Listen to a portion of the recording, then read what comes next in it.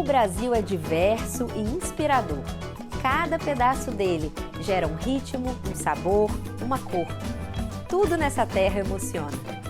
É por isso que a Petrobras é uma das maiores patrocinadoras da cultura brasileira.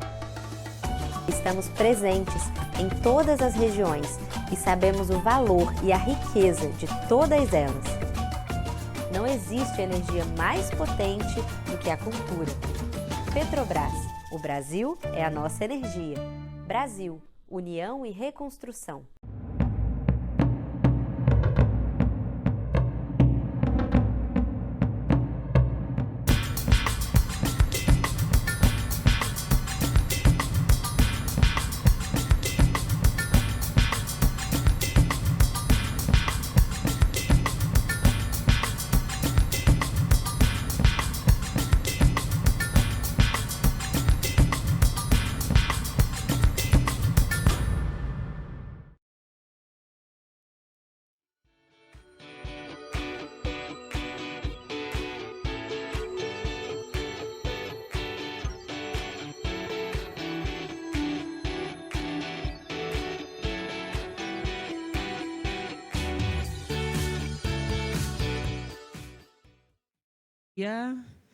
Bem-vindas, bem-vindos, bem-vindas. Eu me chamo Mariana, sou especialista de Educação e Diversidade aqui no Instituto Tomi Otaki.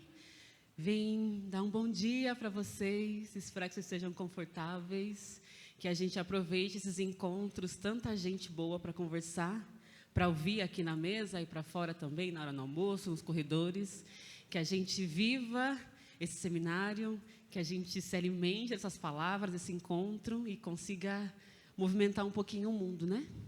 Eu queria convidar para esse primeiro momento o gerente de comunicação regional Sul, o Rodrigo Diulas, da Petrobras, por favor, bem-vindo.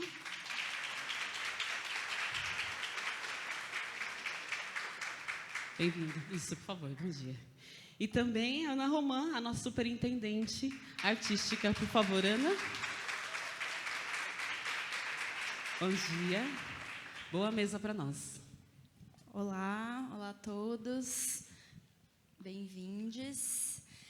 Acho que a gente vai começar. Eu vou começar fazendo boas-vindas a todos que estão aqui e uma fala um pouco institucional, e depois eu vou chamar o Rodrigo para fazer uma fala com a Petrobras.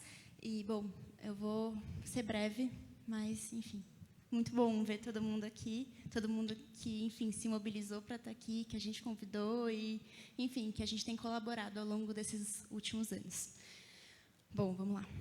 Bom dia a todos, todas e todes. É com imensa alegria que damos início ao seminário Ensaio para o Museu das Origens, Políticas da Memória. Este evento, que se desdobra da exposição realizada em setembro de 2023 e janeiro de 2024 no Instituto Tomi Otaki e no Itaú Cultural, nos convida a explorar e expandir as questões levantadas ao longo do processo curatorial, reverberando reflexões sobre a memória e a preservação da cultura. Gostaria de começar agradecendo às instituições e a todas as pessoas envolvidas nesse projeto, à Petrobras, ao Governo Federal, à Lei de Incentivo à Cultura e, é claro, ao Itaú Cultural. Agradeço também à equipe do Instituto Tomi Otaki, que trabalhou com dedicação para a realização desse evento, e aos meus colegas curadores e organizadores, Isabela Pocu, Paulo Miada, Dayara Tucano, Tiago de Paulo e Souza, além de Mário Chagas e da plataforma Mário Pedrosa, que contribuíram significativamente para o seminário e para a exposição. O disparador da exposição e desse seminário foi a proposta de fundação do Museu das Origens, feita por Mário Pedrosa, uma das vozes mais engajadas na transformação da arte e da sociedade brasileiras ao longo do século XX. Desenvolvida durante as mobilizações pela reconstrução do Museu de Arte Moderna do Rio de Janeiro, após o incêndio em 1978, a proposição envolvia a reunião de 5 museus: o Museu de Arte Moderna, o Museu do Índio, o Museu de Imagens do Inconsciente, que já existiam, mas enfrentavam alguns problemas, o Museu do Negro e o Museu de Arte Popular, museus que deveriam ainda ser criados. Naquela época, em meio às tentativas de redemocratização do Brasil, a ideia de Pedrosa não foi discutida, ainda que colocasse em questão a fragilidade das políticas públicas para os museus, a participação do campo cultural nos processos políticos e ainda as narrativas já existentes acerca das origens do país. Embora o projeto não tenha sido concretizado, as perguntas que Pedrosa deixou permanecem urgentes. Como criar instituições de memória que possam enfrentar as complexidades das nossas origens e as tensões sociais e políticas do presente? Com essa provocação em mente, organizamos a exposição Ensaio para o Museu das Origens, reunindo mais de 1000 peças de mais de 20 instituições e iniciativas culturais de todo o Brasil. Mais do que uma reunião de acervos, a exposição foi um movimento que buscou conectar passado e presente, destacando gestos de resistência e preservação em diferentes geografias. Ela funcionou como uma trama, entrelaçando as histórias que nos moldam e nos desafiando a refletir sobre o que significa preservar e valorizar a memória. A exposição foi organizada espacialmente em círculos concêntricos, como rodas de conhecimento, que se expandem e se conectam. Isso reflete a nossa crença de que as memórias, assim como as histórias, não são lineares ou isoladas, mas são processos coletivos e dinâmicos. Elas se fortalecem quando colocadas em contato, criando redes que amplificam vozes e saberes. Essa lógica de circularidade também orienta a estrutura desse seminário, que busca criar diálogos entre diferentes agentes em mesas, conferências e oficinas, em um movimento contínuo de partilha e escuta. Nesse momento, para refletir brevemente sobre a maneira pela qual lidamos com memória e narrativa nesse seminário, tomo emprestados alguns pontos do livro Teoria da Bolsa de Ficção, proposta pela autora Ursula Le Guin. Conhecida por seu papel transformador na literatura de ficção científica e fantasia, Le Guin utilizou narrativas para desafiar as convenções de gênero e abrir novos horizontes de pensamento. Nesse livro específico, Teoria da Bolsa Ficção, ela propõe uma nova forma de pensar sobre como histórias e memórias podem ser contadas e partilhadas. Bom, embora Le Guin não tenha sido uma referência direta para nós, curadores, durante o processo curatorial, sua reflexão me trouxe novas perspectivas durante todo esse processo. A metáfora da bolsa, que ela se utiliza para abordar narrativas, reverbera de forma significativa em como lidamos com a memória ao longo desse processo. O primeiro ponto que eu gostaria de destacar dessa teoria é a ideia de que narrativas são recipientes. Para Le Guin, memórias e histórias são como bolsas que contêm não apenas eventos e ações, mas também sentimentos, experiências e camadas de significado. Tomando essa metáfora como ponto de partida, podemos pensar na memória como algo em constante transformação. Em vez de algo fechado e estático, a memória é como uma bolsa que se enche e se esvazia, criando espaço para novas interpretações e trocas. Esse processo de transformação constante está no centro desse seminário. Um segundo ponto, Le Guin questiona a estrutura linear e tradicional das histórias, sugerindo que nem toda narrativa precisa de um conflito central para ser relevante. Isso é fundamental para nós e para as reflexões que orientam o nosso cenário. Em vez de nos restringirmos à preservação da memória e a grandes eventos, vitórias ou tragédias, podemos incluir o cotidiano, as relações e os encontros. O seminário se alinha com essa perspectiva ao abrir espaço para as diversas vozes e experiências, promovendo a inclusão de histórias muitas vezes invisibilizadas. Por fim, o terceiro ponto que eu gostaria de destacar é a escolha pela metáfora da bolsa. A autora sugere que os primeiros objetos criados pelos seres humanos foram recipientes. Ao invés de glorificar a conquista e o heroísmo, essa visão propõe que tanto a narrativa quanto a memória sejam acolhedoras, receptivas e colaborativas. A teoria da bolsa de ficção, talvez, pode ser lida também como uma perspectiva feminista, pois os responsáveis geralmente por carregar as bolsas são mulheres. E não é por acaso que, ao pensarmos esse seminário e a exposição, a presença de mulheres, muitas vezes invisibilizadas na história, ganha relevância. Quem são as pessoas que cuidam, conservam e sustentam as instituições culturais? Essas perguntas se conectam diretamente ao papel do cuidado que mulheres e outras subjetividades exercem no cotidiano dos museus e na memória cultural. Olhar para o esforço de fazer esse seminário a partir dessa teoria tem grandes implicações. Quando vemos as narrativas como bolsas, abrimos espaço para a diversidade de experiências que elas podem conter. Acredito que o que estamos fazendo aqui, hoje e durante toda a semana, é trocar e compartilhar nossas bolsas de narrativas, abrindo possibilidades para que essas histórias sejam reinterpretadas, redesenhadas e reimaginadas. Nesse sentido, retomo, por fim, uma pequena citação da autora. A história não lida não é uma história, são pequenas marcas na polpa de madeira. O leitor, lendo-a, fala a viver, uma coisa viva, uma história. A memória precisa ser vivida e partilhada para continuar existindo. Desejo que os próximos dias sejam um convite à escuta atenta e ao aprendizado mútuo. Não estamos aqui em busca de respostas definitivas, mas de novas perguntas, que possamos, juntos, carregar e compartilhar nossas bolsas, criando novas possibilidades para as instituições e para a preservação das histórias no país. Muito obrigada e sejam todos muito bem-vindos.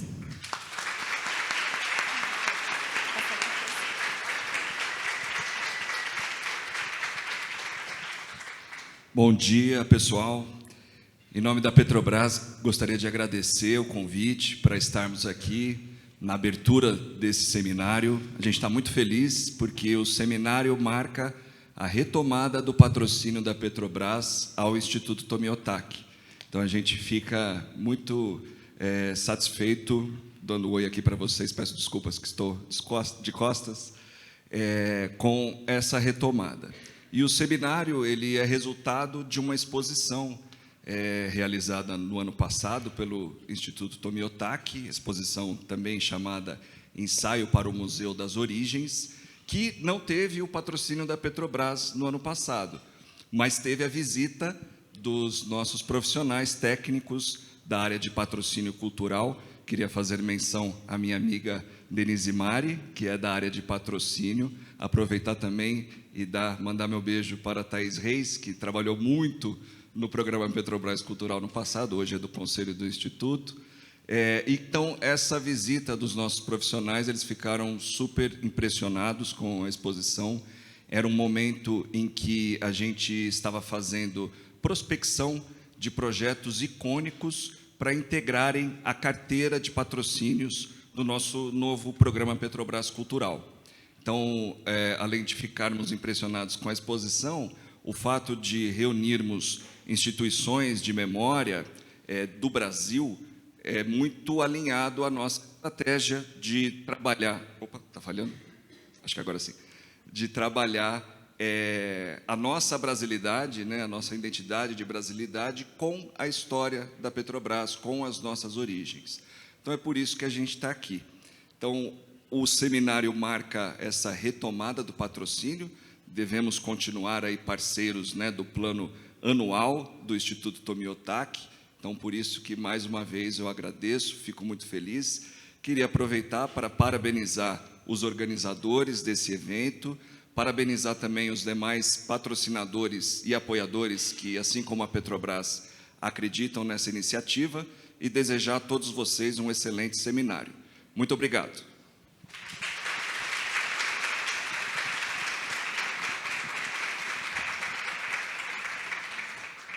Bom, eu vou chamar a mesa de abertura. A mesa de abertura é composta pela nossa diretora, Gabriela Mulan, pela Bianca Santana e pela Maria Marighella. Eu vou ler brevemente os currículos dela. Pode vir, pode vir, Gabi. Gabriela Mulan é diretora executiva do Instituto Tomiotaki, formada em jornalismo, com pós-graduação em Relações Públicas pela USP e mestrado em Arquitetura e Urbanismo pela UFMG. Trabalha há mais de 20 anos em planejamento e gestão de instituições e projetos de cultura, investimento social privado, em educação e desenvolvimento territorial e alinhamento com políticas públicas. Entre 2019 e fevereiro de 2022, foi presidente do Instituto BDMG Cultural. Vou chamar a Bianca Santana. Bianca, por favor.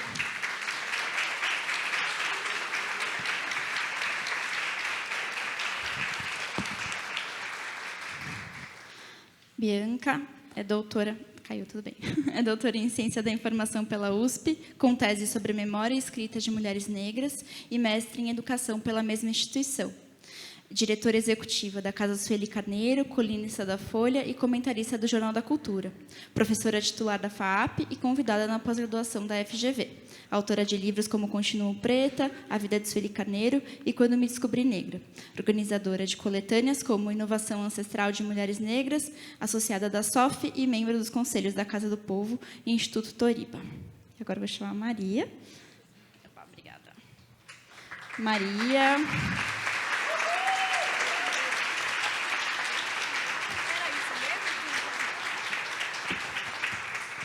Maria Marighella é presidenta da Funarte. Na gestão pública, foi assessora especial da Secretaria de Cultura do Estado da Bahia, atuou como coordenadora de teatro da Fundação Cultural do Estado da Bahia e da Funarte. Foi eleita vereadora pela Câmara Municipal de Salvador em 2020. É atriz, graduada pela Escola de Teatro da UFBA e atuou em diversos espetáculos e filmes. Dirigiu o grupo de teatro Em Boa Companhia com Wanderlei Meira e, durante 8 anos, integrou, fez pesquisa, produção e circulou com um espaço na Companhia do Teatro Visível. Bom, muito obrigada. Muito obrigada, Ana. Bom dia, pessoal. Como vocês podem ver, a minha tarefa aqui ela é inglória, né? Vou falar com a Bianca e com a Maria. Tem que ter muita coragem, mas foi me dada essa tarefa e eu quero dar boas-vindas a todos, todas e todes. O Instituto Tomi Otaki é a casa de vocês durante essa semana. Sejam muito bem-vindos e fiquem muito à vontade. Aqui a gente está muito feliz de recebê-los. Bom, estarmos aqui hoje iniciando esse seminário de políticas da memória é motivo de muita alegria para o Instituto Tomi Otaki. Para chegarmos até aqui, foi preciso insistir muito nessa ideia, que vinha sendo concebida desde 2021, em meio à pandemia e ao pandemônio. Ideia de desdobramento, em certo sentido, da exposição inaugurada no fatídico ano de 2018, aqui mesmo neste Instituto, com o título AI-5, 50 anos, ainda não terminou de acabar. Ou talvez, desde sempre, quando esse Instituto nasce, com o nome e homenagem a uma artista imigrante, Tomi Otaki, mulher que deixa de ser dona de casa aos 40 anos para ganhar mundo e construir mundos, mãe solo de 2 filhos que edificam essa casa em que hoje estamos. Um arquiteto, Rui Otaki, que planta esse belo edifício cor-de-rosa e roxo na cidade, e o outro, Ricardo Otaki, que depois de criar o Centro Cultural São Paulo, ser secretário de Cultura do Estado, secretário do Meio Ambiente do município e tantas outras coisas, com sua força desbravadora, cria uma organização que há 23 anos vem fazendo história e da qual hoje é presidente do Conselho. E aí eu preciso dessa deixa para pedir uma salva de palmas para o Ricardo Otaki.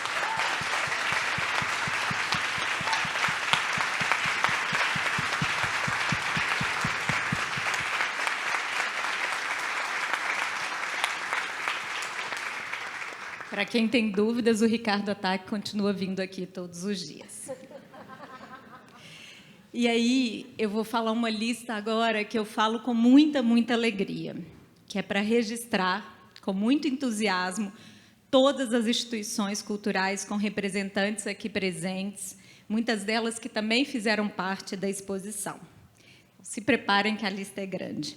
Museu do Índio, Museu de Imagens do Inconsciente, Museu de Arte Moderna de São Paulo, Museu de Arte Moderna do Rio de Janeiro, Museu da República, Museu Histórico Nacional, IPEAFRO, Museu de Arte Moderna da Bahia, Museu de Arte da Universidade Federal do Ceará, Parque Nacional da Serra da Capivara, Museu de Arte Contemporânea de São Paulo, MAC, Museu Afro-Brasil Emanuel Araújo, Fundação Bienal, Acervo da Laje, Bloco Carnavalesco Loucura Suburbana, Cais do Valongo, Museu das Remoções, Museu Arqueológico de Sambaqui de Joinville, Museu do Homem do Nordeste, Museu Paraense Emílio Guilde, Museu Marajó, Rede de Museus Indígenas do Ceará, Museu dos Quilombos e Favelas Urbanas, Museu da Inconfidência, Mina do Veloso, Casa do Povo, Comunidade Cultural Quilombaque, Discoteca Oneida Alvarenga, do Centro Cultural São Paulo, Memorial da Resistência, Museu da Diversidade Sexual, Museu de Arte Osório César, Museu Bispo do Rosário, peraí que todos os papéis caíram.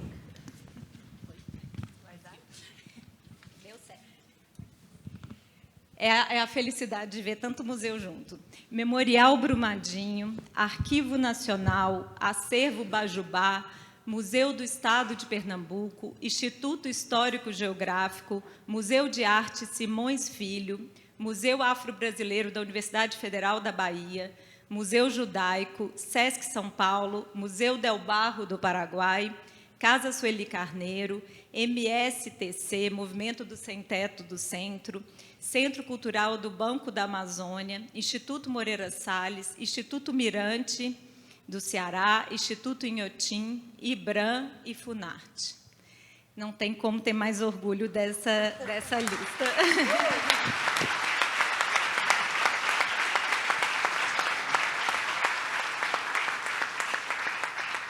Eu estou sempre de costas para vocês, mas estou sempre de frente também, tá bom?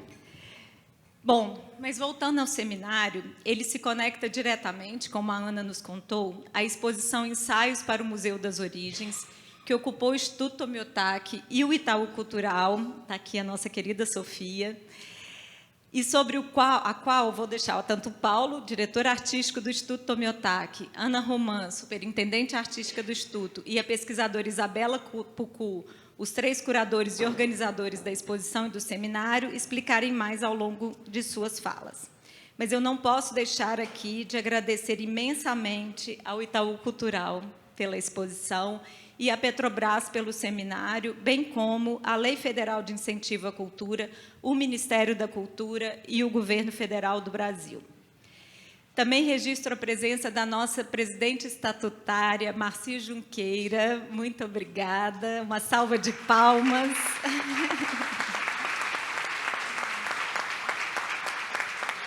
E da nossa conselheira, Thaís Reis. Muito obrigada, representando o Conselho Deliberativo do Instituto Tomiotaki. Deixo também o meu agradecimento e admiração a toda a equipe do Instituto Tomiotaki, que trabalha há meses para que estejamos juntos aqui. Esse é um trabalho que envolve muita gente: produção, financeiro, captação de recursos, comunicação, curadoria, design, arquitetura, educativo, editorial, apoio, limpeza e muito mais. Muito obrigada, queridos e queridas colegas.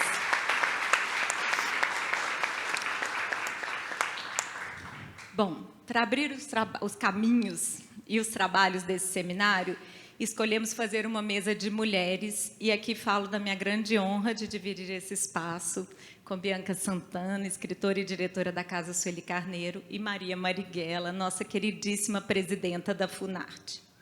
Mulheres pensadoras, fazedoras de cultura e lutadoras que guardam em suas histórias pessoais e coletivas a memória do que somos, das maiores violências que vivemos e também das nossas alegrias.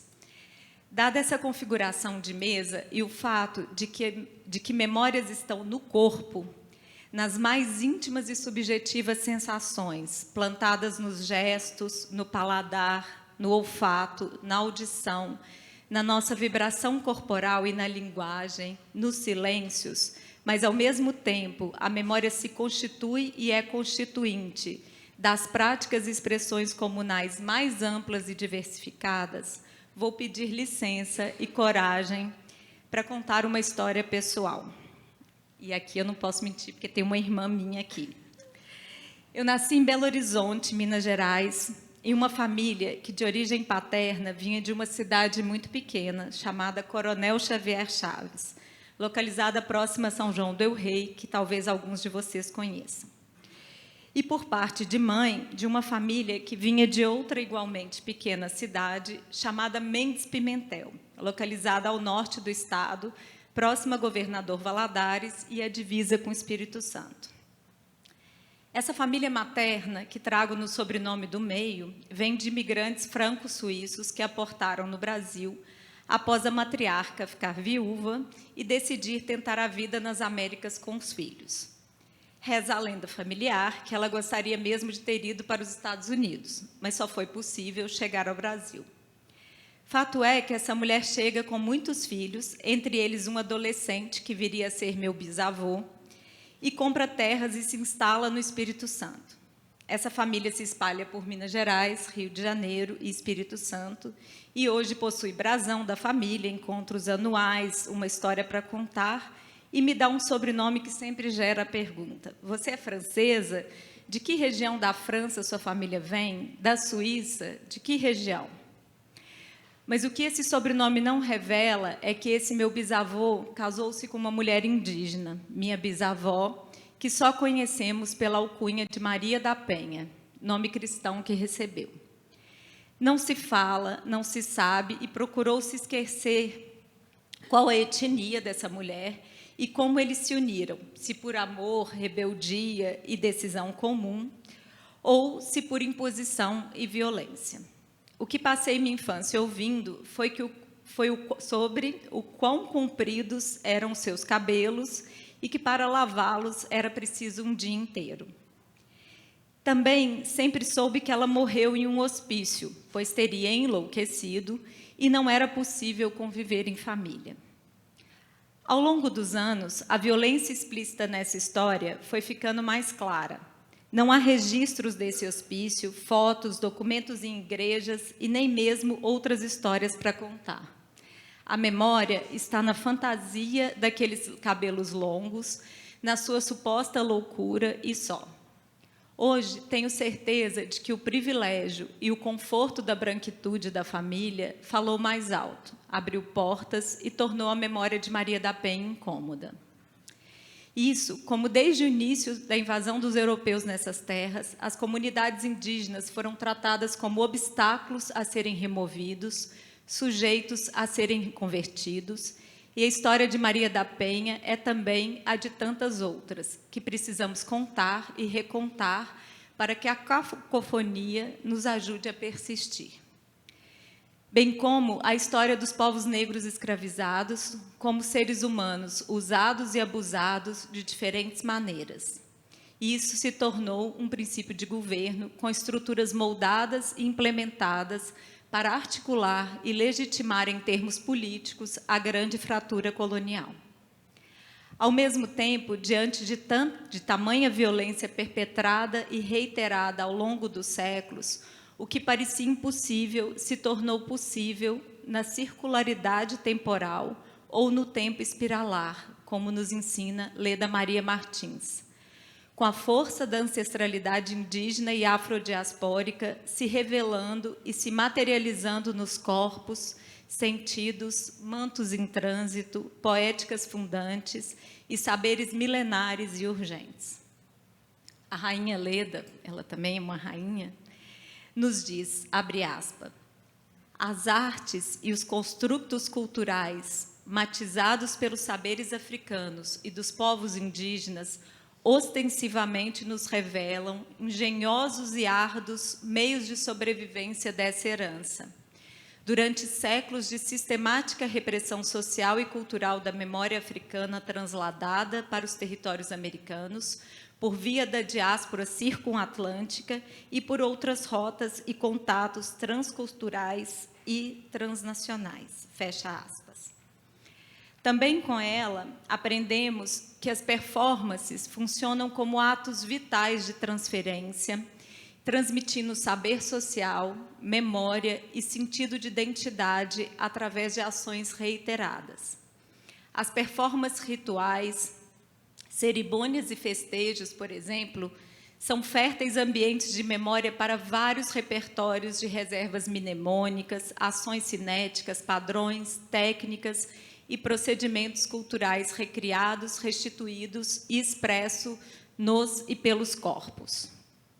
E que, abre aspas novamente, um dos pressupostos dos valores éticos das culturas negras é a de que os bens culturais, em última instância, são transmissores de energia vital que se esparge do sagrado e que em tudo se manifesta, o que exige auscultação e atenção. Fecha aspas. Tendo esses ensinamentos como guia, entendo que este seminário é a comunhão de muitos saberes e energias vitais que garantem a sobrevivência de nossas memórias mais íntimas, as mais coletivas, nossas memórias políticas e também a constituição de nossas políticas da memória.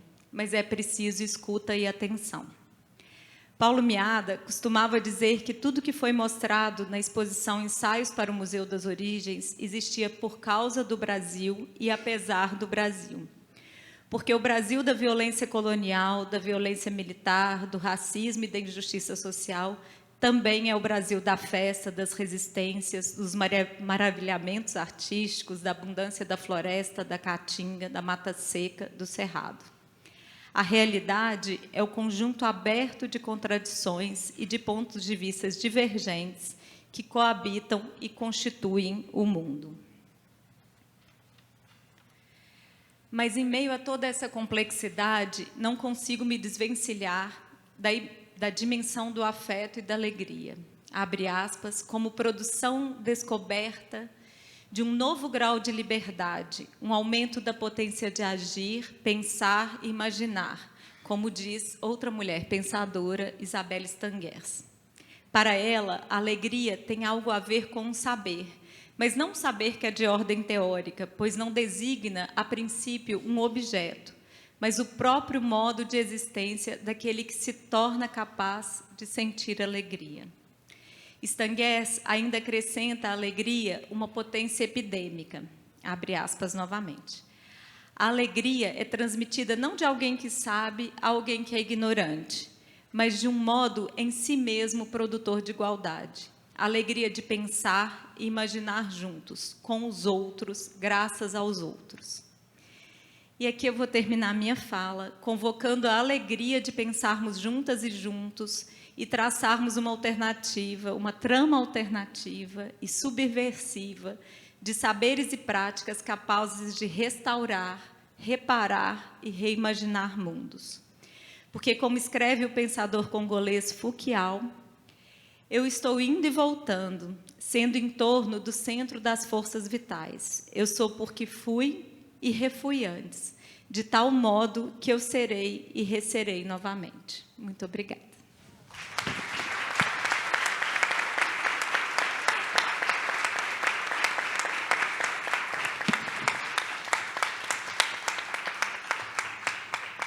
Bom, e eu vou passar a palavra para a Bianca Santana. Muito obrigada. Bom dia. Gabi, muito obrigada. Muito obrigada. A gente já começou se emocionando um monte. Agradecer demais para o convite. Estar aqui nesse momento de abertura honroso ao lado dessas mulheres que eu tanto admiro, cercada de pessoas que eu tanto admiro também. É maravilhoso poder estar aqui com vocês e com a equipe da Casa Sueli Carneiro quase completa. Só não está aqui a Luanda, que está na Noruega. Está todo mundo aqui da casa. Muito obrigada também por todo mundo ter vindo. A gente tem essa relação com o Instituto Tomi Otaki que muito nos honra e muito nos fortalece também. Então, acho que é a primeira vez que a casa se desloca inteira para uma atividade. Agradecer muito por isso. E agradecer a todas as parceiros, né, pessoas que tocam instituições de memória e museus tão importantes para todo mundo que está aqui, mas citando nominalmente IPAfro e Acervo da Laje e cumprimentando vocês, cumprimentar todo mundo que está nessa sala. Muito obrigada por esse trabalho maravilhoso que todo mundo que está aqui realiza. Muito desafiador falar para quem cuida da memória, né? Porque todo mundo que está aqui podia estar nessa cadeira com esse microfone. Então, é um convite honroso, mas também extremamente desafiador. E ao te ouvir, Gabi, até fui mudando aqui coisas que eu tinha preparado, porque agora, no trecho final da sua fala, eu lembrei de algo que a minha filha, Cecília, me disse na semana passada, quando ela completou 12 anos de idade, minha filha mais nova. Cecília falou assim: mãe, quando eu tiver 38 anos, o Brasil vai ser inabitável. Para onde você acha que eu devia ir? E é uma pergunta tão dolorosa para uma criança que está fazendo 12 anos, né? Nos nossos 12 anos, o fim do mundo não parecia tão próximo, né? E aí a gente se reunir para falar das nossas origens, quando é tão desafiador o nosso presente, em que a gente mal consegue respirar, e pensar futuro fica tão desafiador, me parece que é ainda mais importante a memória, para a gente saber, de fato, os caminhos que a gente percorreu e retomar as lições para que o presente e o futuro sejam possíveis. A Casa Sueli Carneiro carrega o nome dessa ativista intelectual negra brasileira, Sueli Carneiro, que muitas pessoas aqui conhecem, que é do Conselho do Instituto Tomi-Otaki, foi do Conselho do Instituto Tomi-Otaki. E essa mulher que tem dedicado a vida à transformação, às transformações de que o país necessita. Sueli Carneiro inicia seu ativismo no movimento negro na década de 1970, nessa denúncia de que o Brasil era um país racista, naquele momento em que se acreditava no mito da democracia racial, e nessa militância de movimento negro vai, conjuntamente com mais mulheres, percebendo também os machismos que existiam no próprio movimento, né? E aí, Abdias Nascimento, uma grande referência de movimento negro de Sueli Carneiro, ela fala de ter ouvido Abdias pela primeira vez e ter entendido uma série de coisas. E Lélia Gonzalez, essa mulher também, uma referência enorme para Sueli de movimento negro e da necessidade de formulação de um sujeito político mulher negra. Porque hoje parece trivial, né, para a gente pensar mulher negra como sujeito político, mas isso foi uma construção intencional de um grupo de mulheres negras brasileiras que se expandiu também pela América Latina e para o mundo todo. Não à toa, a Angela Davis vem a São Paulo em 2018, 19, com, sei lá, 18 mil pessoas lá no Ibirapuera, e fala, olha, legal que vocês me leem e me celebram, mas vocês já leram Lélia Gonzalez? Porque essa formulação gênero, raça e classe é uma formulação brasileira, né, de mulheres negras brasileiras. E, como uma geração mais jovem, que é da Sueli, né, eu tinha uma série de perguntas e não conseguia direito construir uma linha do tempo desse movimento. Então, sabia que elas fizeram um encontro de mulheres negras em Valença, em 1988, e ali foi um marco importante. Depois, em 1992, foram lá para a República Dominicana, e a gente celebra o 25 de julho, porque foi a data final desse encontro, mas tudo muito bagunçado, né? E nessa oportunidade de, na militância, poder conviver com a Sueli e fazer perguntas, ela, mas onde você estava? Eu estava na escola, assim, né? Sei lá, eu estava na creche. Não tinha como ter participado. Então, eu preciso que alguém conte essa história. E eu tive também a alegria e o desafio de escrever uma biografia da Sueli Carneiro nessa tentativa de compartilhar com a minha geração e com as futuras gerações esse repertório coletivo de lutas, de mulheres que compartilharam isso muito entre si, oralmente, mas que também, naquele momento, parecia que não existia tanto registro assim, o que não é verdade. Está aqui a Ionara, que é a coordenadora de acervo da Casa Sueli Carneiro e que cuida dos muitos documentos que a Sueli guardou ao longo dos anos e que podem contar para a gente essa história, né? E agora a gente também tem residentes lá na Casa Sueli Carneiro, 3 delas estão aqui, também remexendo, né, esses documentos para contar mais partes dessa história. E quando a Gabi conta da Maria da Penha, essa bisavó indígena apagada, essa é a história das famílias indígenas e negras no Brasil. E aí, quando, na escrita da biografia, eu pergunto para a Sueli, mas, Sueli, o seu sobrenome Carneiro, de onde vem? Ela fala, mas não é possível, né? Mas que pergunta! É óbvio que eu não sei, né? Assim, mas que pergunta idiota é essa? E aí, Selmo Carneiro, que trabalha com a gente na casa, é irmão da Sueli, Natália Carneiro, também sobrinha aqui, né? Fui falar com a família inteira, né, Selmo, para tentar entender. E, naquele período, a tia Nadir, tia do Selmo, tinha 93 ou 94 anos de idade. Eu queria muito entrevistá-la. E a Sueli não deixou, porque, como assim, eu vou incomodar a tia dela, né? E aí eu fui lá para a região de Ubá, também, em Minas Gerais, para tentar, nos cartórios, igrejas, encontrar algum documento.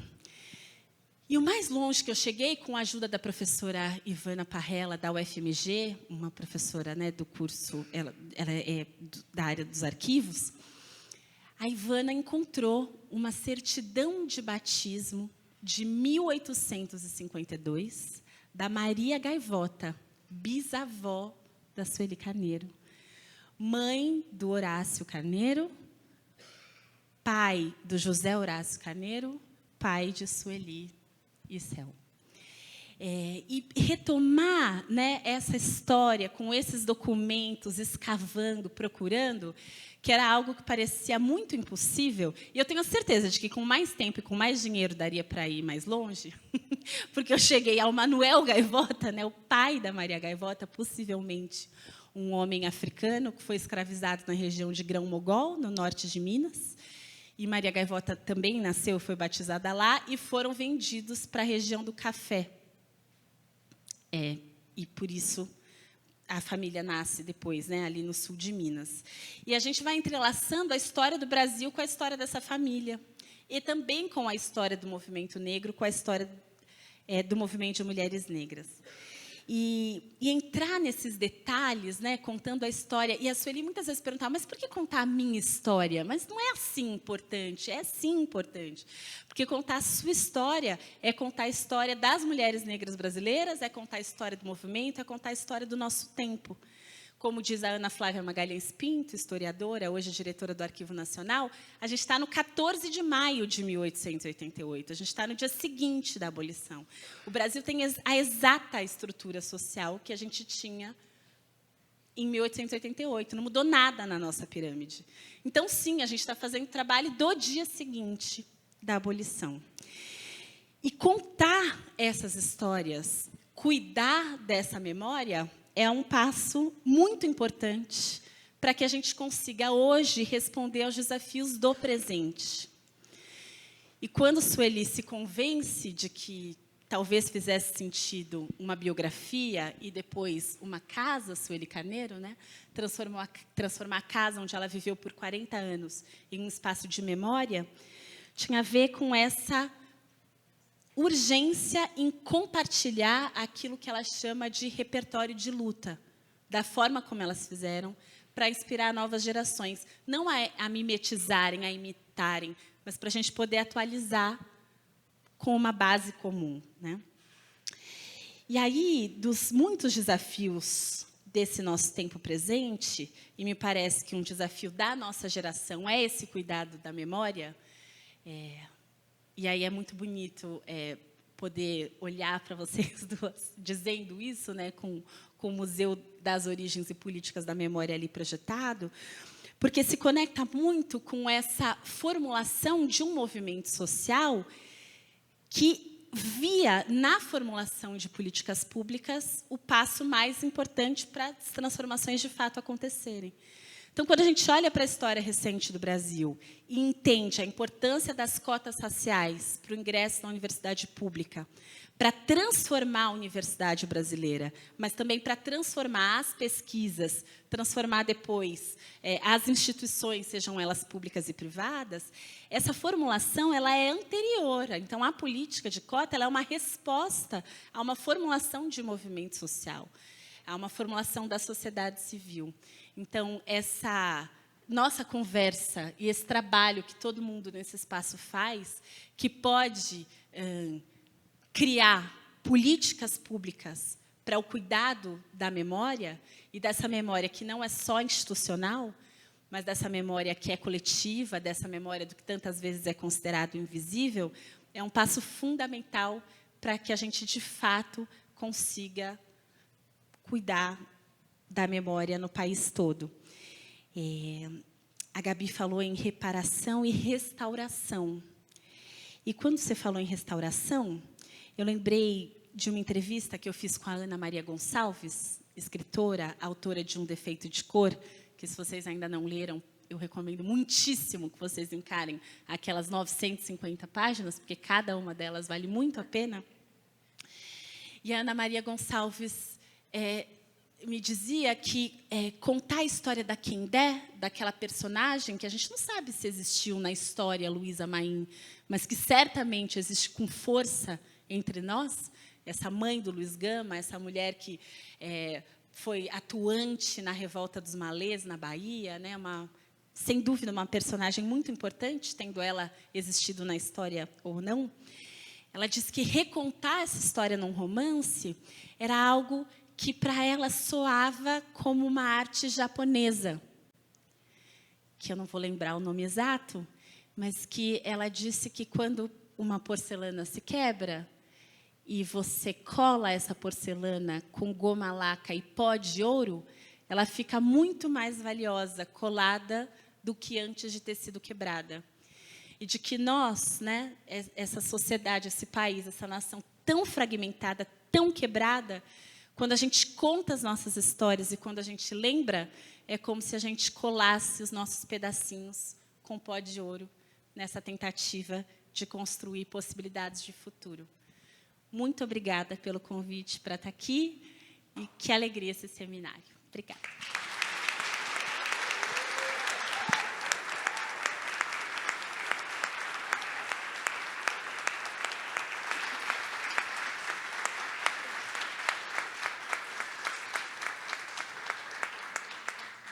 Muito obrigada, Bianca, querida. E agora eu passo a palavra para a nossa presidenta da Funarte, Maria Marighella. Que honra enorme tê-la aqui conosco. Muito obrigada. Uau! A coisa aqui começou forte, hein? Bom, primeiro, queria agradecer muitíssimo ao convite, Ricardo, Taki, Gabi, Mulan. Vou fazer minha audiodescrição porque é um imperativo desse tempo. Então, aos que nos acompanham, talvez, depois nos registros, eu sou Maria Marighella, eu sou uma mulher negra de pele clara, tenho cabelo crespo na altura do ombro, com uma parte mais curta na frente. Hoje eu estou vestida de branco, toda de branco e um sapato vermelho. Sentada numa cadeira preta, nesse espaço, num formato assim, como se fosse circular, né? Uma roda, mas, na verdade, é um quadrado com 4 partes iguais.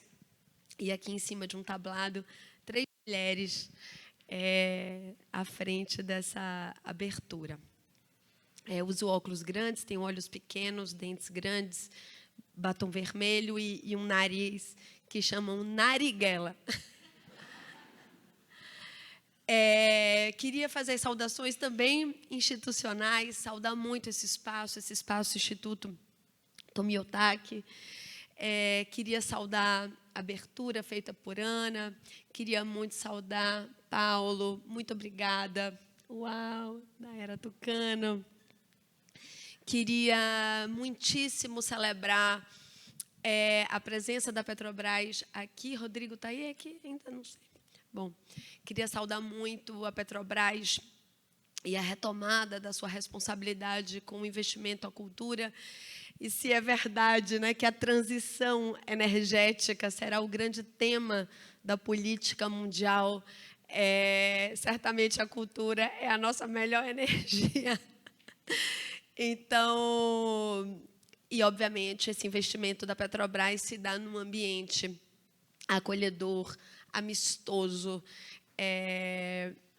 de lisura ética e respeito à coisa pública, que é a retomada dos investimentos por meio da lei de incentivo à cultura, a Lei Rouanet, a lei mais antiga de fomento às artes e à cultura da história desse país. Portanto, máximo respeito. Dito isso,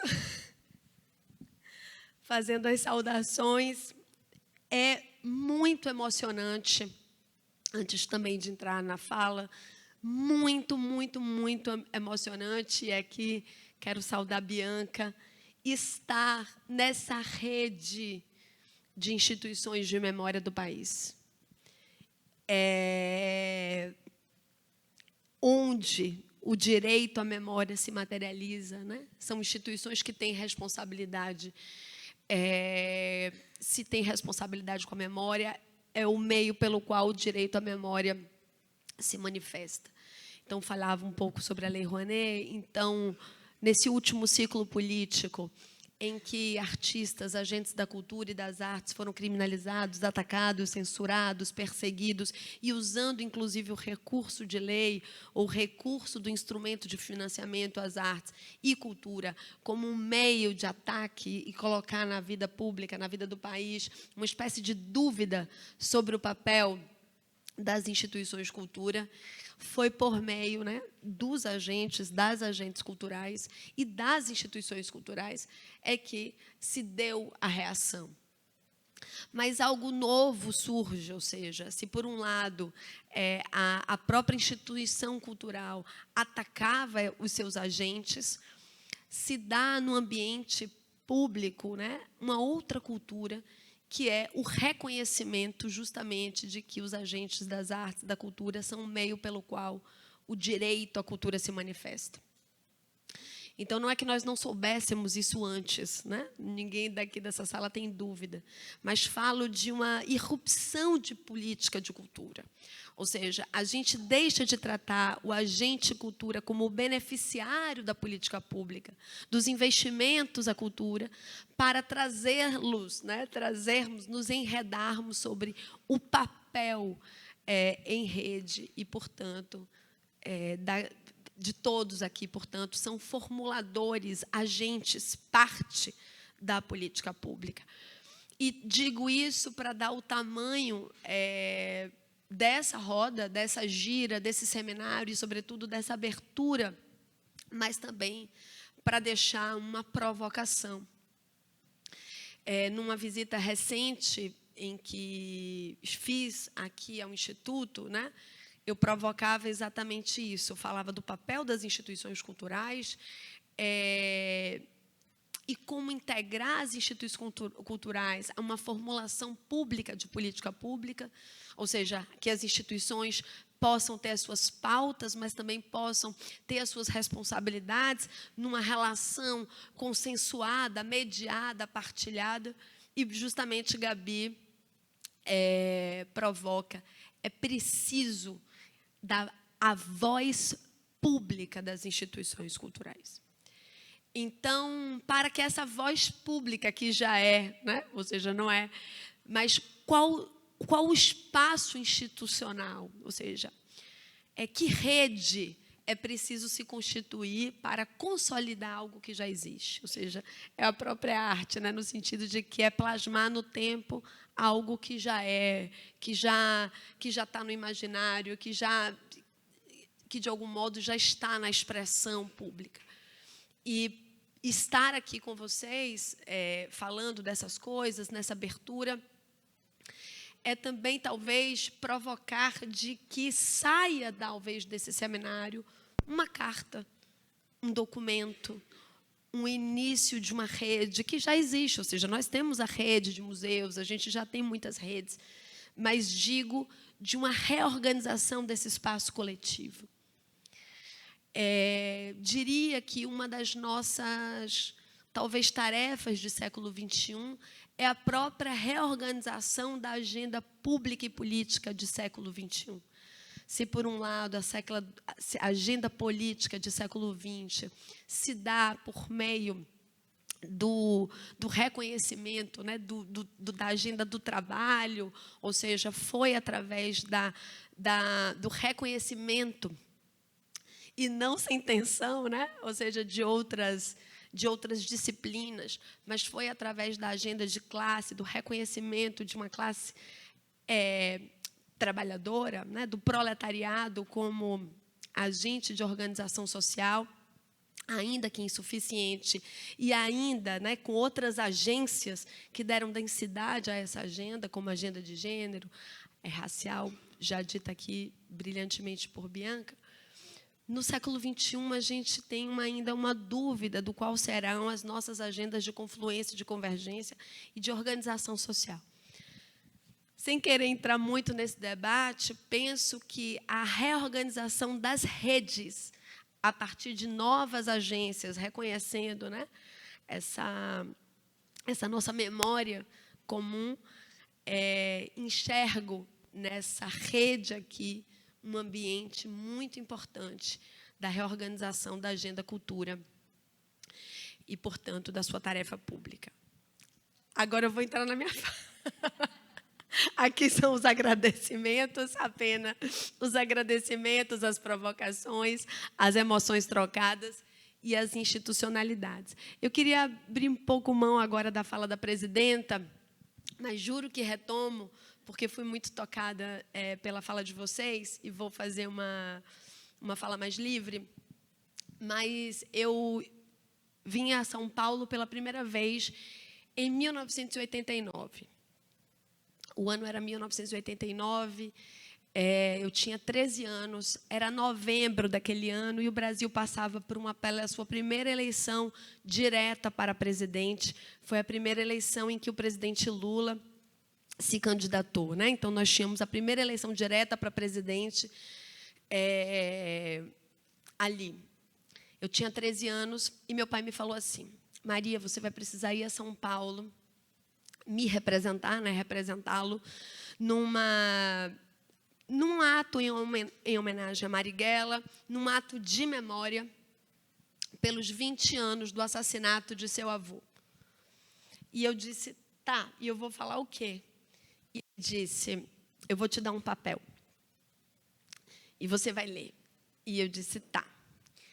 E aí a gente fez aquele check-in, menor desacompanhado. Eu nunca nem tinha andado de avião, a gente não conseguia, era tudo muito difícil. Então, eu me preparei, andar de avião, aquelas novidades, vir para São Paulo. Não tinha nem roupa de frio, né? Aquela época que você nem tinha. Pegava o suéter da amiga, botava aquele negócio, da amiga não, da vizinha, da prima, de alguém. Então, eu tinha 2 roupinhas de frio, meu menor desacompanhado, e na hora de embarcar, meu pai me pediu o papel. Eu pedi o papel e o papel assim, para ler. E ele disse assim, você vai saber improvisar. E eu embarquei.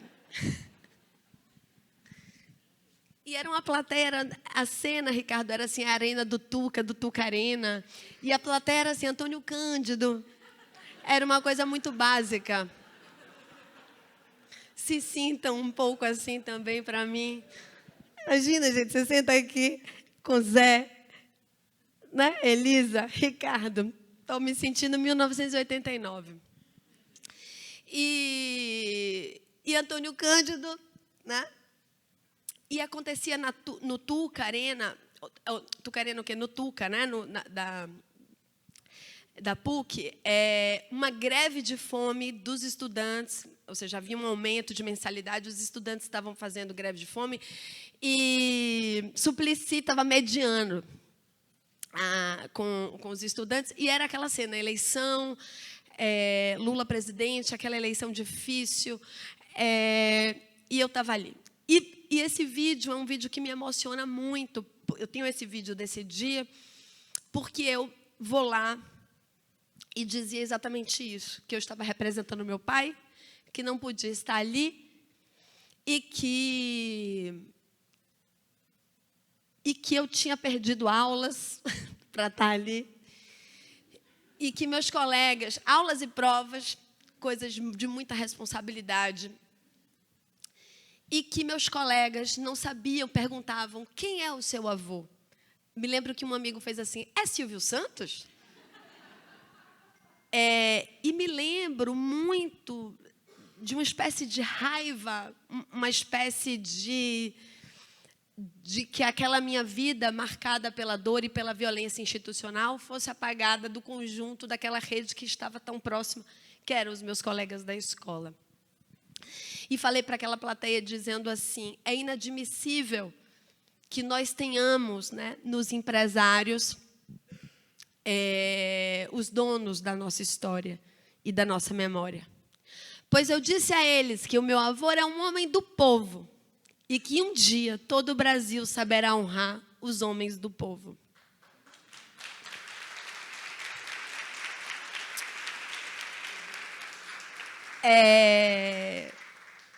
Os anos se passaram, muitas coisas aconteceram, mais vezes voltei um pouco mais preparada. Mas, obviamente, uma coisa nunca mudou, que é a reivindicação de que a memória não poderia, né, não poderia ser uma memória de partes. que a memória é um processo justamente coletivo, que a memória é algo a ser partilhado, que a memória não é de um, que a memória ela é um processo justamente de partilha e de reflexão comum. Poderia falar muitas coisas, um dia corta, Belo Horizonte, 2017, 2018, não me lembro exatamente, mas certamente era o pós-golpe. E era pós-golpe. E tinha uma mesa, Juca Ferreira, era o secretário de Cultura do município de Belo Horizonte, e ele fez um grande seminário, um seminário importante, Arte e Cultura no século XXI, e eu fui convidada para fazer também uma fala. Bom, estava lá, e era estava lá assistindo diversos debates, um seminário como esse, com muitas pessoas, muito denso, muito intenso. E uma das mesas era Nego Bispo e Krenak, nesse feat imbatível do século XXI, né? E teve uma hora que Krenak e Bispo estavam conversando, e Krenak falou assim para Bispo: eu vou chamar aqui uma jovem mulher indígena que ainda, né, que traz no seu nome a força do seu território, da sua gente, da sua luta, e faz uma grande apresentação daquilo de Célia Chacriabá, que nos emociona muito e nos emocionou a todos naquele dia. E Krenak, de uma maneira muito justa, bonita, traz Celinha para o centro do debate.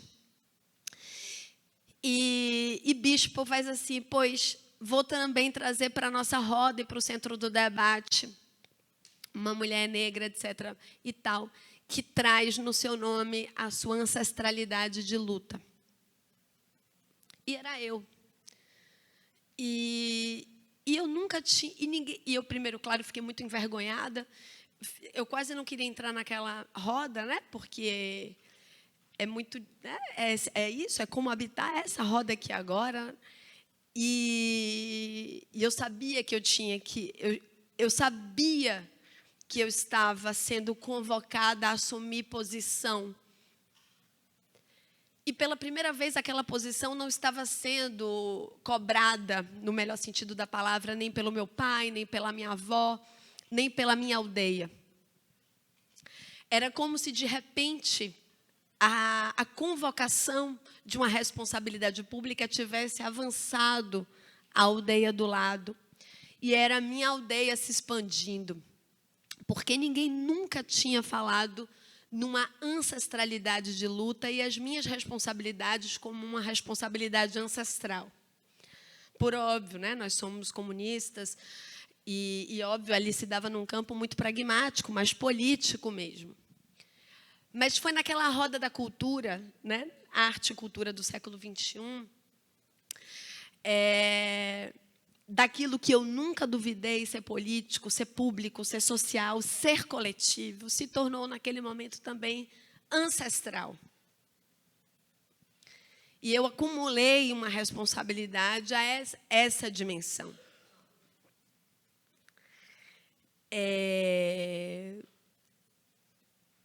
E entendia, né, que havia algo que era preciso tomar em definitivo, e naquele momento, talvez por ali, muito afetada pelos episódios que aconteceram no Brasil, desde... Eu quero falar do último ciclo, a gente pode falar de 2013, a gente pode falar de 15, mas eu queria falar muito de um episódio que, para mim, é muito importante, que é a cena da admissibilidade do impeachment da presidenta Dilma, que é o momento em que o então deputado Bolsonaro dedica o voto dele a Carlos Alberto Brilhante Ustra.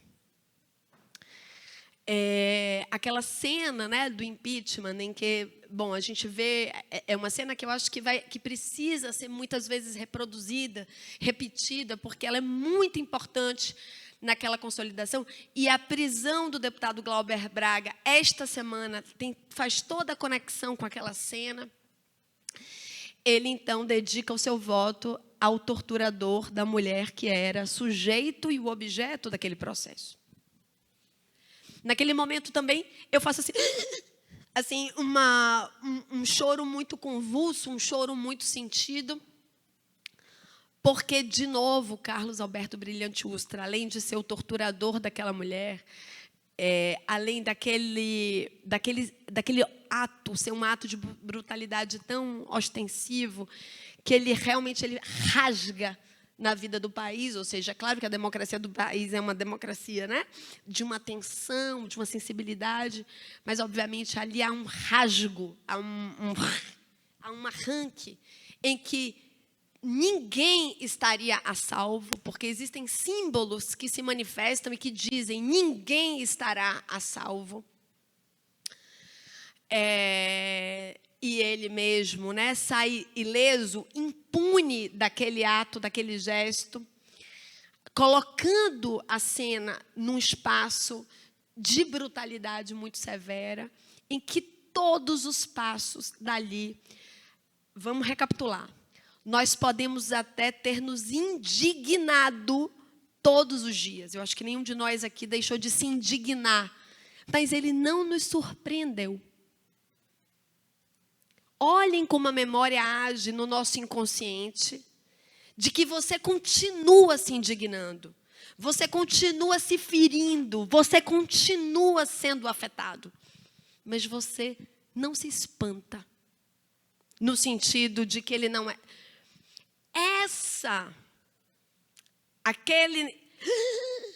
Né? Ele era sobre isso. Era uma espécie de antecipação de algo que não se sabe, que não se conhece, mas que sabe que um gesto daquele pode ensejar, porque a memória está registrada no nosso inconsciente.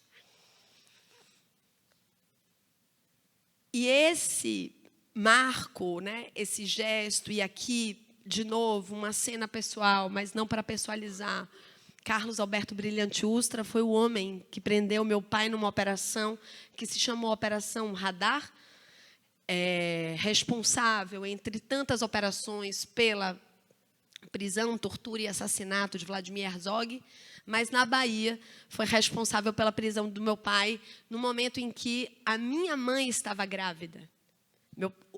Minha mãe estava grávida, eles entram na casa, levam meu pai com dezenas de militantes, né, que tentavam reorganizar o país, porque vocês sabem que ali, naqueles anos 70, a abertura, né, já era iminente. Eles precisavam controlar a reorganização civil, popular, antes, justamente, de promover a abertura, que era... A ditadura não tinha mais meios de se sustentar, mas ela precisava garantir justamente que a abertura fosse como foi, ou seja, sem um processo de justiça de transição. E, obviamente, a desorganização, a prisão, a desmobilização desse trabalho de reorganização da democracia, ele era fundamental. E, portanto, alguém que também, na sua experiência individual, tinha a convicção de que todos nós estaríamos em perigo, também precisava se levantar, né? Precisava... E, obviamente, ali 1000 coisas acontecem. Eu vou organizar um movimento político, organizado com outros movimentos no Brasil inteiro, e aquilo que nós chamamos a organização dos desorganizados na política institucional, porque, diferente do que aconteceu em 64, o golpe, ele não é um golpe que fecha instituições, ele é um golpe que opera por meio das instituições, de ocupação das instituições. Então, nós nunca acreditamos que as instituições fossem os lugares das grandes transformações. É óbvio que quem promove transformação é o povo, são as lutas, são as agendas, são as agências populares. Mas, por óbvio, quando você tem um super investimento na ocupação das forças autoritárias por dentro das instituições, ocupando, né, institucionalidades, Estado, recursos, investimentos, uma reação institucional também precisa fazer, e não significa que é por aí que as grandes mudanças serão feitas. As grandes mudanças serão feitas na reorganização social do pensamento e por meio da cultura, inclusive porque a democracia brasileira ela tem um conteúdo cultural muito forte. Ela nasce da experiência cultural brasileira. E aí eu já retomo. E, portanto, então vai se colocando, né, o modo como o golpe de 16 se coloca, o modo como o século XXI nasce nos exigindo reorganização coletiva, cultural, social e agências novas, inclusive para velhos problemas, nós alcunhamos, né, algo que nós chamamos a refundação do país. Ou seja, tomando um pouco esse ambiente da pesquisa, né, esse ambiente que, se você quer realmente fazer uma transformação em algo, você precisa ir no fundo, né? Porque a gente usa, às vezes, construção é bonito, uma reconstrução, construção, etc. Mas era preciso ir mais fundo, porque havia uma espécie de naturalização das brutalidades a que fomos submetidos. E a gente ali, naquele 20, 21, 22, a gente propõe, então, com sucessivos ataques à democracia, e eu quero citar aqui, entre tantos que a gente pode falar, o assassinato de Marielle Franco como um símbolo que a gente também precisa trazer mais para a cena pública, como um gesto de violência extrema político, né, que depõe contra a democracia em termos muito brutais. E essa refundação, né, esse rever o fundo das violações,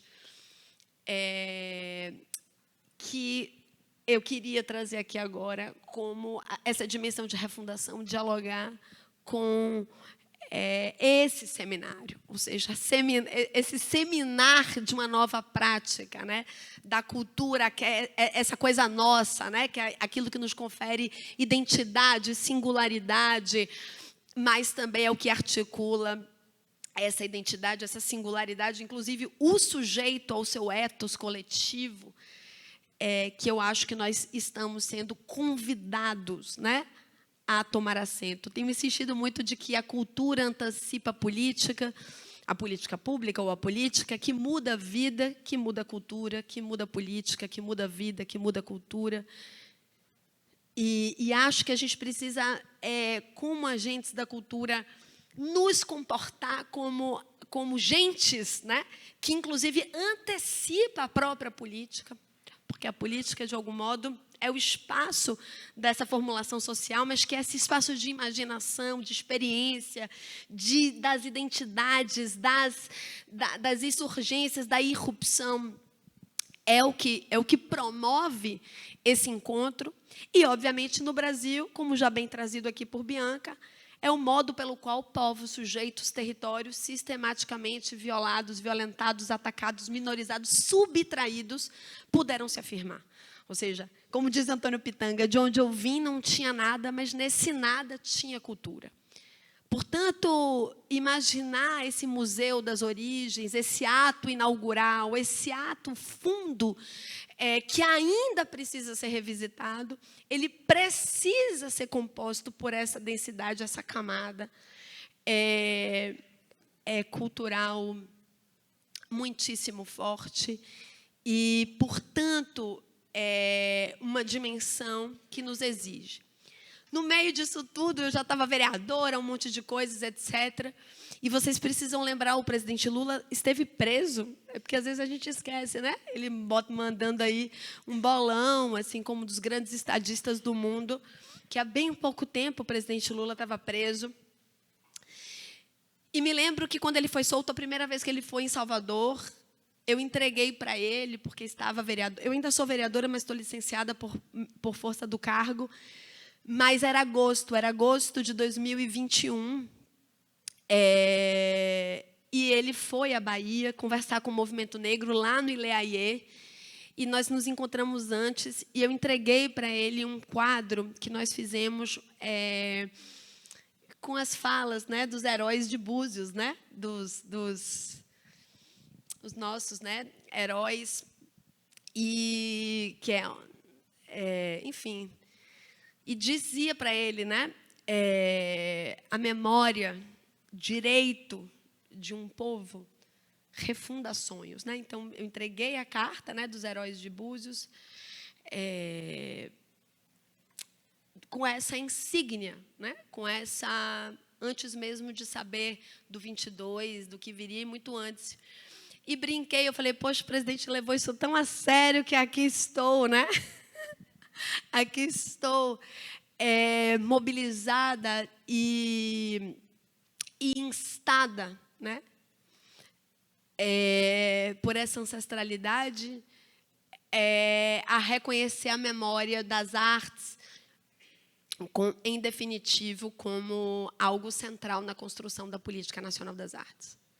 Portanto, quando nós assumimos a Funarte, entre tantas tarefas, a tarefa da retomada, a tarefa da recuperação institucional, tinha uma dimensão programática colocada ali, que era não mais tergiversar da questão da memória como central na construção e promoção de política pública para as artes. E aqui eu começo a minha fala de presidenta, assim, para ir terminando, juro.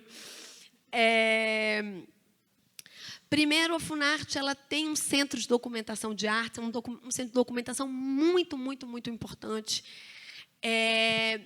com mais de 2 milhões de itens. Tem coisas muito importantes, muito, inclusive Cartola, o fonograma de Cartola do Pixinguinha, cantando pela primeira vez As Rosas Não Falam. E ele dizendo assim, vou cantar uma coisa para vocês que nunca cantei para ninguém. E isso está ali colocado num ambiente em que também há muita desigualdade. Porque nós sabemos o que está preservado numa instituição nacional. É aquilo que está produzido no Sudeste, nas capitais, nos centros urbanos. É aquilo que a instituição conseguiu tocar. E, por óbvio, há ali decisões e decisões que precisam ser lidas, relidas, instituir processos, redes, organizar essa constelação, para a gente entender de como é que a gente começa. Por óbvio, é óbvio, não havia dúvida de que a gente precisava de uma Funarte, primeiro, com a sua primeira dirigente indígena, e aqui eu quero celebrar muitíssimo Sandra Benites, essa mulher excepcional, extraordinária, que hoje integra a direção executiva, a direção colegiada da Funarte, mas também, pela primeira vez, a gente tem uma mulher dirigente, de maioria de paridade de gênero, de paridade racial, ou seja, é a primeira vez que nós temos uma diretoria colegiada majoritariamente não branca, não sudestina, né? E essas coisas todas, que são fundamentais para constituir processos, né? Porque a política ela é mais... Porque a gestão é entrega, mas a política é instituir processo, caminho, marco, estrada, né, chão, inscrição do que nós estamos fazendo. E acho que é isso que, ao final, bom, algumas decisões são tomadas, então o SEDOC não só se muda para o que era o antigo prédio da Casa da Moeda, ao lado do Arquivo Nacional, mas hoje a Funarte, o seu SEDOC nesse museu, né, nesse prédio que era um antigo museu, pode vir a ter o primeiro Centro Nacional da Memória das Artes, que pode ser uma experiência importante, porque, óbvio, nós temos o Instituto Brasileiro de Museus, vocês já estão provavelmente integrados ao Instituto Brasileiro de Museus, mas nós estamos falando aqui também de produção de acervos e de políticas integrativas, conectivas, que possam se integrar à Política Nacional das Artes. Nós fizemos algo muito importante que eu acho que a gente precisa tratar aqui, que é um prêmio aos mestres e mestras das artes, porque a gente sabe que essa experiência na cultura popular é uma experiência mais ou menos conhecida, mas muitas vezes nós não reconhecemos no campo das artes os mestres e mestras. E, pela primeira vez, a Funarte conseguiu premiar por trajetória seus mestres e mestras, entendendo trajetória como algo material, ou seja, o mestre não tem que fazer um produto, uma produção, uma obra. E por que trago isso? Porque é a primeira vez que o Estado brasileiro reconhece trajetória, construção de subjetividade como algo importante na construção de política pública, né? Porque as políticas públicas, de algum modo, elas estão muito formuladas à dimensão da entrega, da produção, da ação, do objeto, como se a memória, trajetória, contribuição intelectual, artística, sensorial, de identidades não fossem componentes importantes na Constituição de um povo. E por isso que eu trago aqui com um pouco de ênfase, porque não é fácil convencer o Estado que essas são matérias constitutivas de entrega, né, de política pública.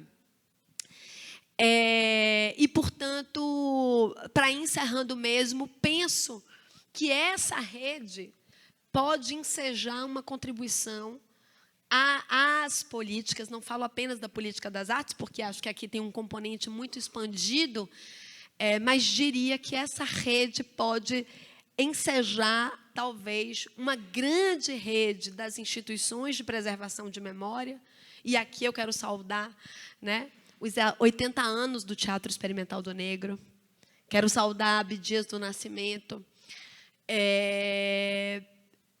porque ainda, né, Elisa, com toda a contribuição, a gente se pergunta, né, como dar tamanho a essa contribuição? Como falar ao Brasil dessa contribuição?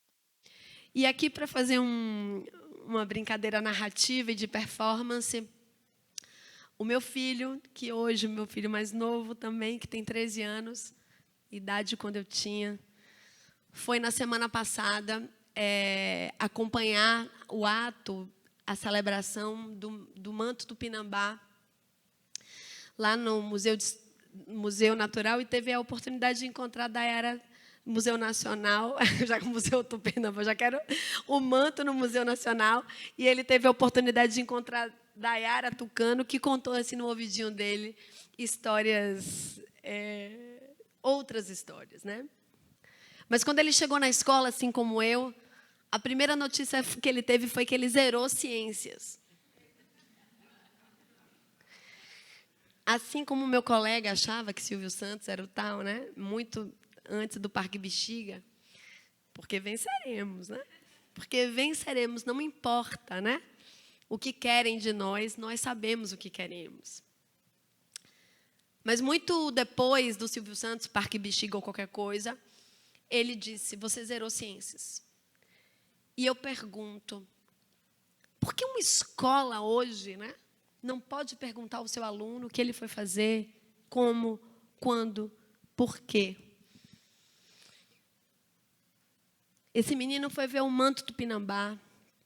Esse menino foi ver o Brasil em retomada por força dos movimentos indígenas, por força da história do seu povo. E nós precisamos transformar esse ato de um num ato de todos. Que a memória, direito de um povo, refunde todos os nossos sonhos. Salve o Instituto Tomi Otaki, essas instituições presentes, com reverência, com a minha maior e mais profunda emoção de que nós refundaremos o nosso país.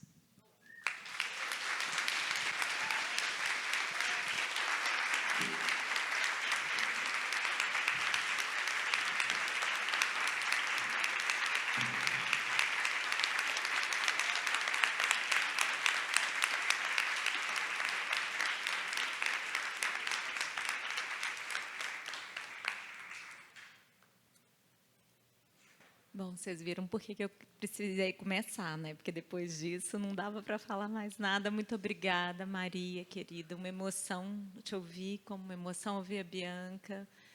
muito bonito. Acho que a gente pensar que a memória pode refundar nossos sonhos é tudo que a gente pode querer essa semana e aqui para frente.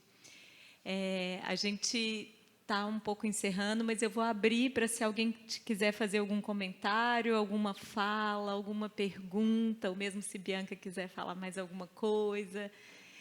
Eu vou deixar esses minutinhos. Elisa, olha que chique.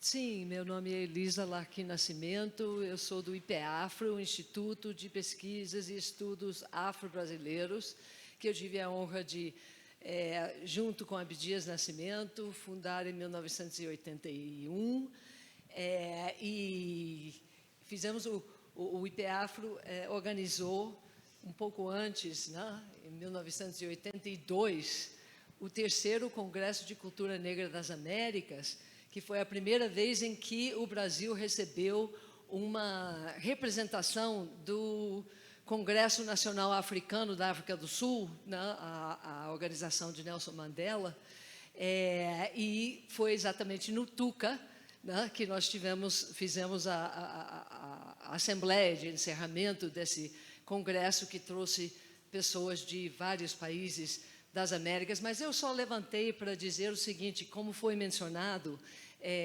os 80 anos de fundação do Teatro Experimental do Negro, que foi um momento, em 1944, que o Abdias do Nascimento, que havia recém saído do Carandiru, onde ele fundou o Teatro do Sentenciado.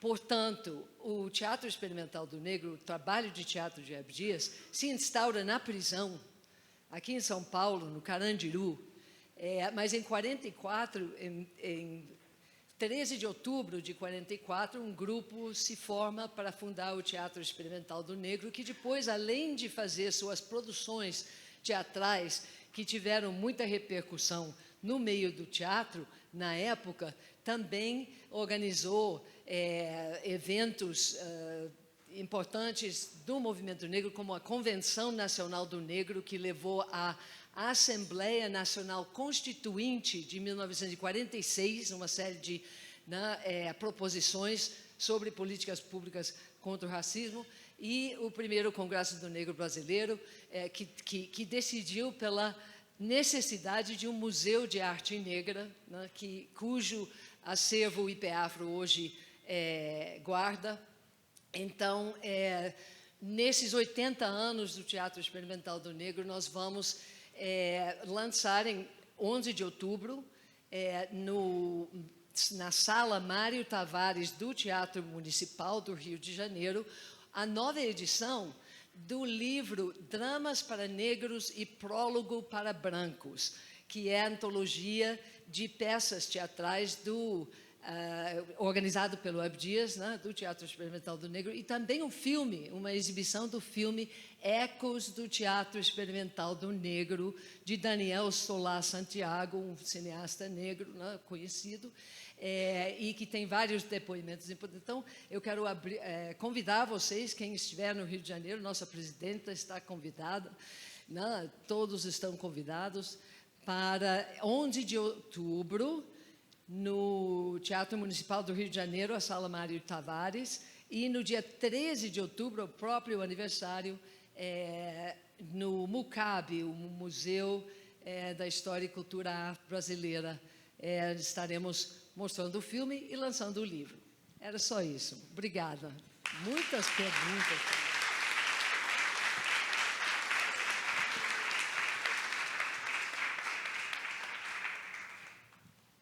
Bom, mais alguém? Alguma?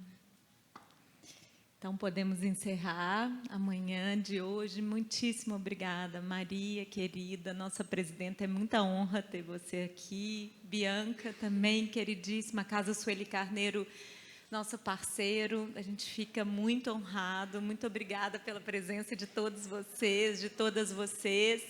A gente volta às 2 horas para a mesa da tarde. E muito obrigada pela presença de todas, todos e todes. Boa tarde para nós. Muito obrigada.